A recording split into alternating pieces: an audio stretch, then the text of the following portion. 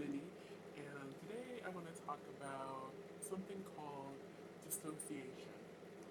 Now, dissociation is described as something that happens when two things are basically disconnected from each other.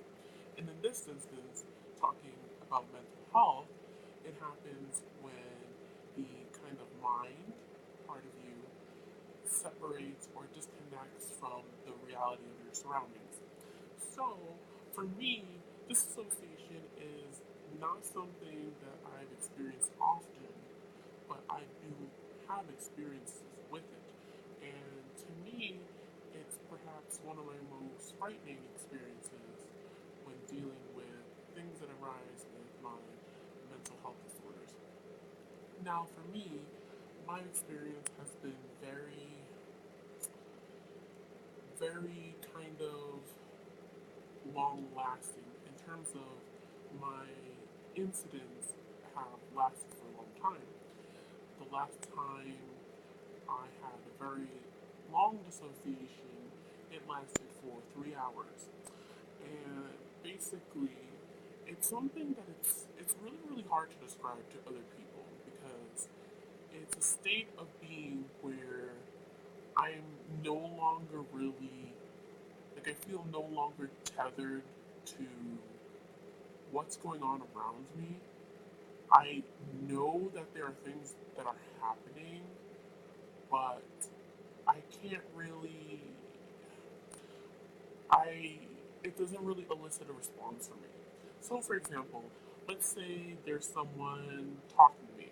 Now, let's say I'm lying down, I'm inside of an episode and someone's talking to me. Maybe they're asking me questions like, "Are you okay? What can I do? What's happening?" That sort of thing. Now, with me, I can hear that they're talking.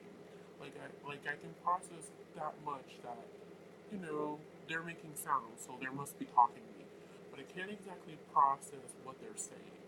So any of the things, like any of the questions that they're asking me, it doesn't go through. I don't hear their questions, so I can't answer them. And the same goes for any kind of requests or asking me kind of to move or to shift myself or do something that has to do physically with my body. I really can't process. Sometimes what will happen is someone will tell me to sit up or maybe move a little bit so they can sit near me or something like that. And there are times where I can kind of hear the command and understand that that's supposed to kind of tell me to do something, but it never makes a connection and it can never accomplish what it is that I want to do. Now, this is kind of in the stage where it's sort of, I would describe it as kind of a mild dissociation where I'm still kind of like hearing things, but I'm not able to kind of follow through with the actions that are required because there's a disconnect. My my thoughts are not reaching whatever it is that needs to make my body move or my voice respond or anything. It's just kind of completely shut off. But when it kind of gets worse than that, I kind of start feeling kind of like I'm not tethered to my surroundings. There will be sometimes questions in my head that I'll be asking myself, I don't understand what's going on. I don't really know where I am. Why am I like this? What's happening? Now, these kinds of things, like when I hear myself asking these questions, they're frightening because, nobody wants to feel like they're confused or lost. That's a really scary situation. And I remember the last time that happened, I was really proud that I was able to pick a focal point, something very basic, to kind of give me something to keep on track and to slowly bring me back to where I was.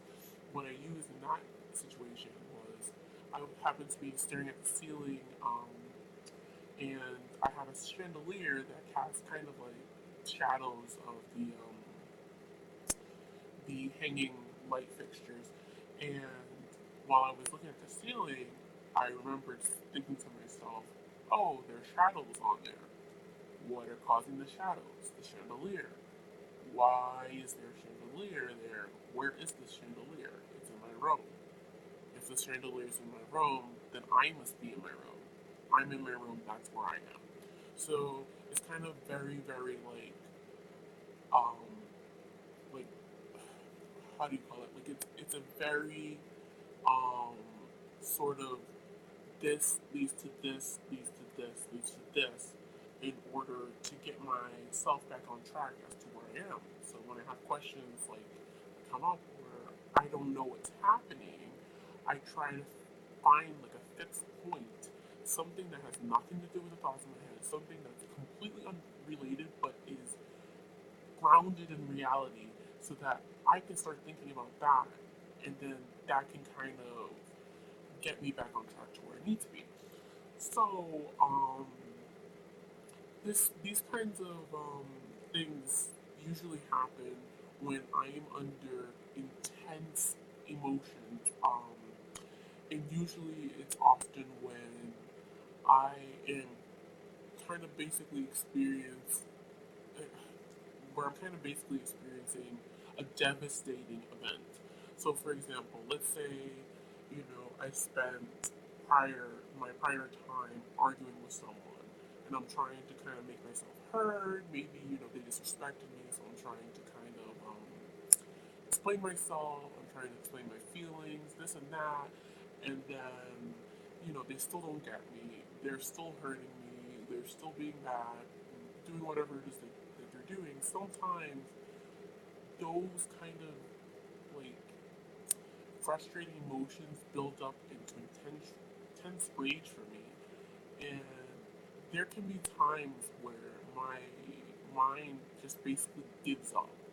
And once I kind of like give up on, caring, it comes to a point where it's possible for me to dissociate. And I feel like the reason why I do this is because I no longer have a goal. I no longer have a game plan. My mind doesn't know what it's supposed to do in this situation. I don't know where to go from here. I feel hopeless, and I just kind of need to escape. Um, but yeah, so um, other than that, there have been a couple of times where I felt sort of semi-dissociative um, related incidents where it was in relation to my depression, where my depression was so intense that sometimes when I would finally be able to get out of my bed and I would go from bed to, say, living room or point A to point B, I would suddenly be in the middle of doing something at the location point B, like, for example, maybe I'm washing the dishes, maybe I'm taking a shower, maybe I'm feeding my rabbit, and all of a sudden, it's like 20 minutes later, I kind of have this moment where I'm just like, where am I? What am I doing? Like, I don't remember getting here, and that was really very like something that was really common for a while, like in the past month or so, where my depression was just so severe that sometimes even when I was trying to accomplish tasks, I really didn't know where I was. Half the time, it would feel like I was really walking through a haze. Like my body was on autopilot, but my mind definitely was still somewhere else. It hadn't caught up. So when it did catch up, it caused a lot of confusion. Now, I don't know how everyone else handles their dissociative events, but one thing that really helps to me is, like, say, if I'm kind of catching myself, like, there'll be times sometimes where I can feel myself slowly drifting. I like to right away kind of sit down, get myself in a position where, I'm not gonna fall, not anything like that, and kind of try to find someone who can help ground me. Maybe I'll pull aside like my boyfriend or something, and maybe I'll say, hey, I feel like I'm drifting a little bit. Can we have a conversation about something? Can you remind me of something? Just something so that I can focus on. And for me, focusing is really a key thing.